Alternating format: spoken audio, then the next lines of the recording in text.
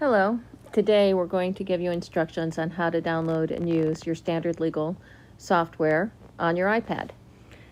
So after you click the download link from your order confirmation page, then the zip file will be under the Files app of your iPad. So let's go there. When you tap and open the Files app, you'll see a download folder. Tap on the folder, then tap on the zip file. That will create another folder that contains your documents. Then tap on the folder to access your documents. Each of the folders will be labeled with the contents of your package. Always start with the Start Here. The Start Here will give you information and instructions.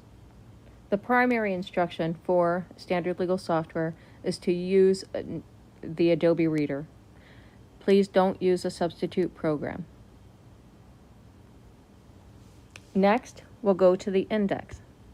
The index will guide you as to what documents you need. You'll see your options, and you can choose from there. Always open Standard Legal's PDFs directly in Adobe Reader. Launch Adobe Reader, then find your file and open with Adobe Reader. If you have any questions, email the support team 24/7, support@standardlegal.com. Thank you so much. Have a wonderful day.